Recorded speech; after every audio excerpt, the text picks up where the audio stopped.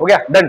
तो इससे पहले देखो ये चल रहा है इंग्लिश टू हिंदी ट्रांसलेशन। क्या क्या पढ़ लिया मैंने बताया था, पास्ट बहुत इंपॉर्टेंट होता है क्योंकि जो भी चीजें आप पढ़ोगे, चाहे आप कोई नोवेल पढ़ लो, बुक पढ़ लो, स्टोरी पढ़ लो, या फिर आप न्यूज़पेपर पढ़ लो, न्यूज़पेपर भी तुमने पढ़ा तो वो क्या है, जो भी हो गया वही खबर तो मिलेगी ना। तो पास्ट में इंडेफिनिट समझा दिया, काम एक बार हो या बार बार हो, बार बार होगा तो हिंट मिलेगा, वो मैंने बता दिया क्या क्या हिंट मिलेगा। और पास्ट कंटिन्यूअस चल रहा होगा, पास्ट में पास्ट परफेक्ट किसी टाइम से पहले हो जाएगा, बस इतना ही पढ़ना है। अब उसके बाद आ जाओ प्रेजेंट में। तो प्रेजेंट में पहला टेंस होता है प्रेजेंट इंडेफिनिट, ठीक है भाई। अब इसको समझने से पहले दोस्त इसका स्ट्रक्चर क्लियर होना चाहिए, क्या स्ट्रक्चर, ठीक है ना।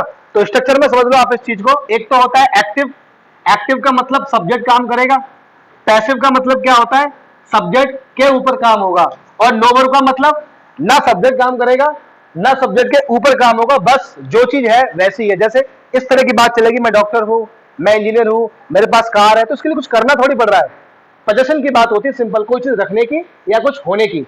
आप समझिए बात को। तो एक्टिव के अंदर प्रेजेंट इंडेफिनिट में या तो फर्स्ट फॉर्म आएगी या उसमें एस या ईएस आएगा। अब बच्चों को डाउट रहता है कब आएगा एस या ईएस, तो एस या ईएस आता है उनके साथ जो थर्ड पर्सन भी है और सिंगुलर भी है। कौन कौन है ऐसे, ही, शी, इट या किसी का नाम, ठीक है भाई।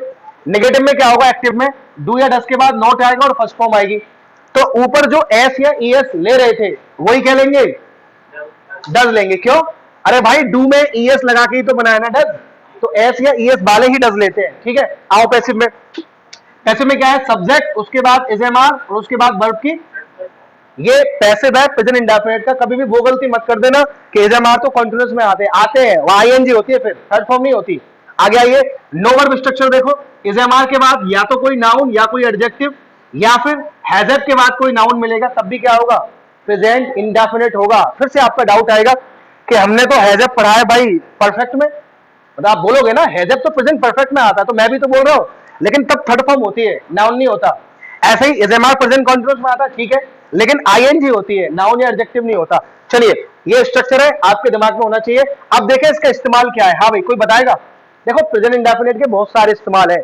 आप जब हमारी एडवांस वीडियो देखोगे जो आने वाली है टेंस की, जिसमें मैं टेंस एडवांस कराऊंगा, उसमें और चीजें क्लियर होंगी। फिलहाल बेसिक वीडियो है ट्रांसलेशन के लिए, तो एक लाइन में समझ लो, प्रेजेंट इंडेफिनिट का इस्तेमाल आपके रूटीन एक्शन बताने के लिए होता है।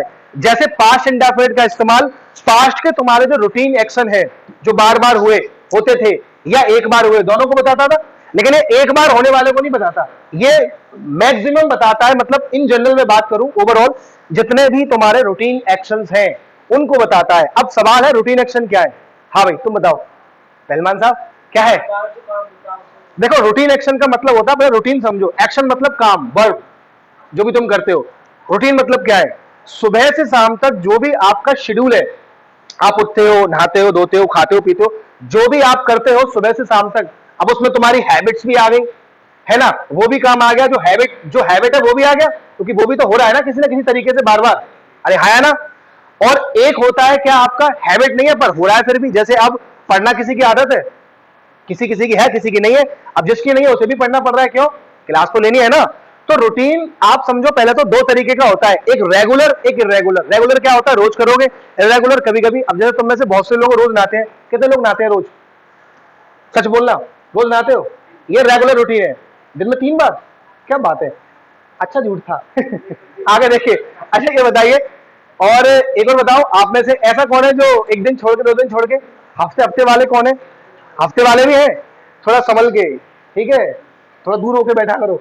तो कहने का मतलब ये है, आप जस्ट किडिंग, टेंशन मत लो, ऐसा कुछ नहीं है। तो जो भी लोग रोज नहाते हैं या जो रोज नहीं नहाते हैं, ये दोनों ही काम इनके रूटीन में है। जो रोज नहा रहा है उसका रूटीन कैसा है, रेगुलर, और जो रोज नहीं नहा रहा उसका रेगुलर। ऐसे लोग जो एक्सरसाइज करते होंगे तुम में से, कुछ रोज कर रहे हैं, उनका रूटीन कैसा है, रेगुलर, और जो रोज नहीं कर रहे हैं, एक दिन छोड़ के, 2 दिन छोड़ के, इरेगुलर। तो रूटीन 2 तरह के होते हैं, रेगुलर, इरेगुलर, ठीक है। और रूटीन क्या होता है, जो भी काम आपकी जिंदगी में शामिल है वो रूटीन होता है आपका, उस काम को क्या बोलेंगे, रूटीन एक्शन।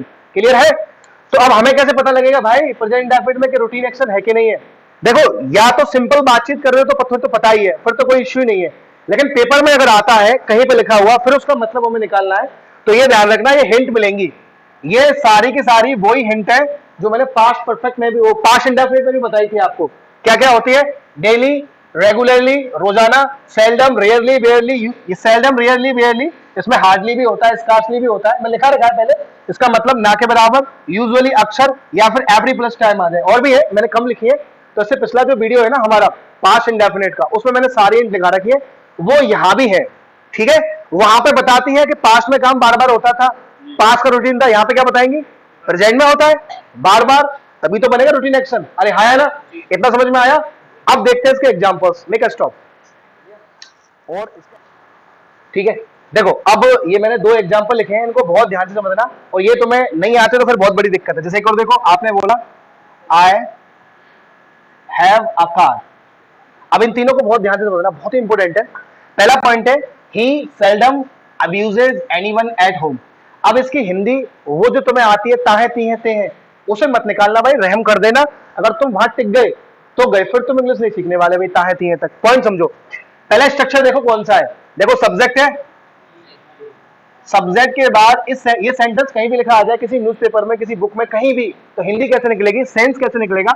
उसके बाद वर्ब की फर्स्ट फॉर्म में एस या ईएस है, तो भाई साहब सब्जेक्ट के बाद चाहे एस या ईएस हो चाहे ना हो, ये स्ट्रक्चर एक्टिव का होता है, काय का, प्रेजेंट इंडेफिनिट का। अरे ये पूरा सब्जेक्ट के बाद एस या ईएस प्रेजेंट इंडेफिनिट ही है ना भाई, है ना, इस बात को तो मानते हो।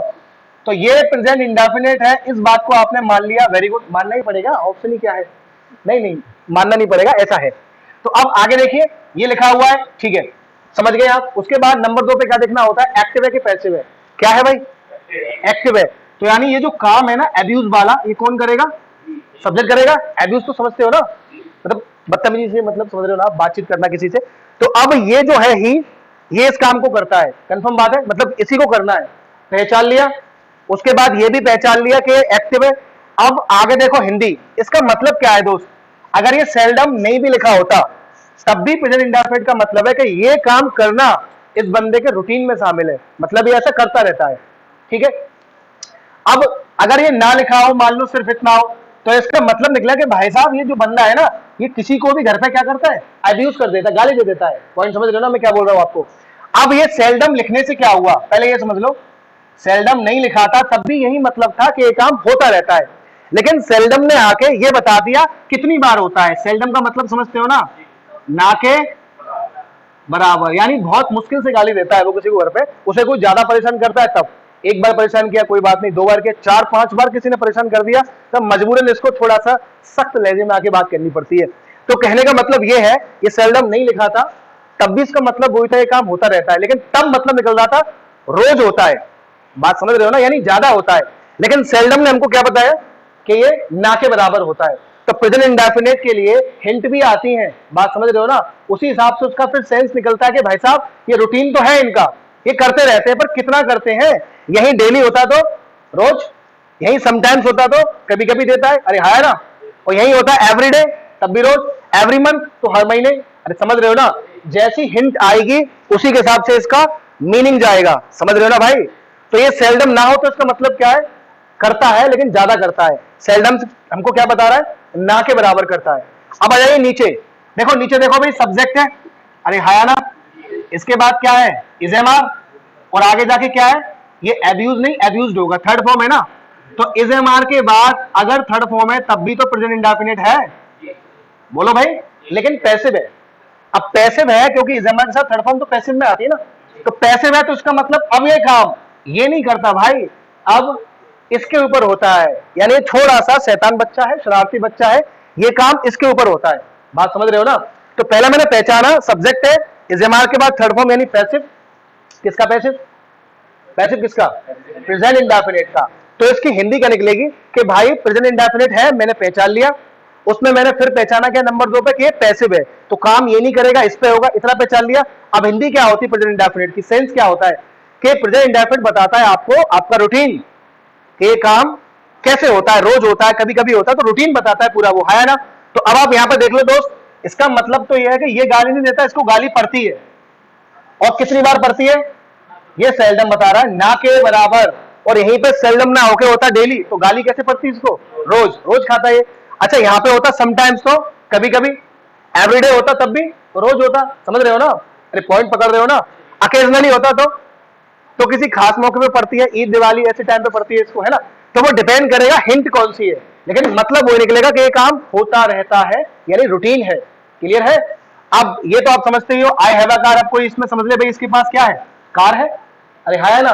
तो ये प्रेजेंट इंडेफिनिट ही है, इसको परफेक्ट मत समझ लेना, बस ये बताने के लिए मैंने लिखा है। जैसे मैं आपसे अभी पूछूं कि वे इसको प्रूव करो इंडेफिनिट है, तो आपको पता है प्रेजेंट में टेंस कितने हैं, प्रेजेंट इंडेफिनिट और प्रेजेंट कॉन्टिन्यूअस और कौन सा होता है भाई, याद है कि नहीं है, परफेक्ट, और उसके बाद प्रेजेंट, उसके बाद परफेक्ट, और उसके बाद, चलो भाई अब तुम प्रूव करो, तुम्हें भी नॉलेज होनी चाहिए।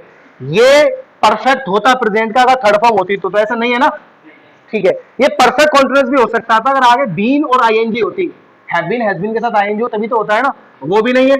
ये प्रेजेंट का कंटिन्यूअस होता अगर इजेमार के साथ आईएनजी होती, वो भी नहीं है। तो क्या है ये, हो गया काम। अब इसका मतलब समझ लो, आई हैव अ कार का मतलब मेरे पास कार है, मैं कार रखता हूं, ये रूटीन में है उसके कार रखना, ऐसा नहीं है आज कार है 1 मिनट बाद नहीं है कार, वो हमेशा ही है उसके पास रेगुलरली।